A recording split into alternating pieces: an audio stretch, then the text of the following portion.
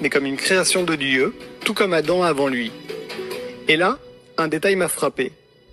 Dans tout le Coran, le nom de Jésus est cité 25 fois. Et Adam, aussi 25 fois. Pas 24, pas 26, 25 tout pile.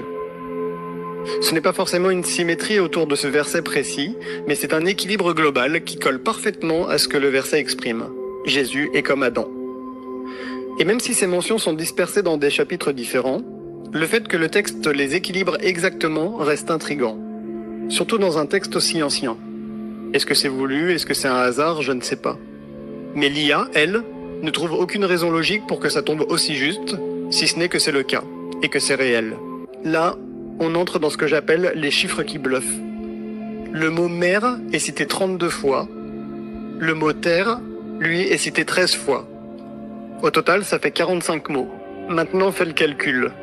32 divisé par 45 est égal à 71,1%.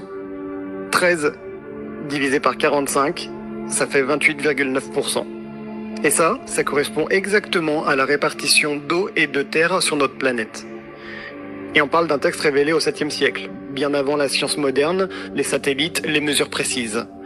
L'IA a estimé que la probabilité d'un tel résultat par pur hasard est de 1 sur 100 000. Autrement dit, c'est comme lancer un dé à 100 000 faces et tomber directement sur le bon chiffre.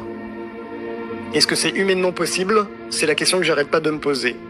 Est-ce qu'un homme, au 7e siècle, sans ordinateur, sans calculette, sans logiciel de traitement de texte, aurait pu composer un texte oral révélé sur 23 ans, avec des symétries précises, des équilibres logiques, des statistiques exactes? Le tout sans jamais se tromper. Sans édition, sans correction. Juste en récitant, dans des contextes changeants, parfois urgents, parfois émotionnels. Et même aujourd'hui, avec tous nos outils, personne n'a réussi à créer un texte comparable. C'est comme assembler un puzzle géant, à l'aveugle pendant 23 ans, et découvrir à la fin que tu as construit une horloge suisse, parfaite, millimétrée. Alors, est-ce que ça prouve que le Coran est d'origine divine? Je ne suis pas là pour dire ça.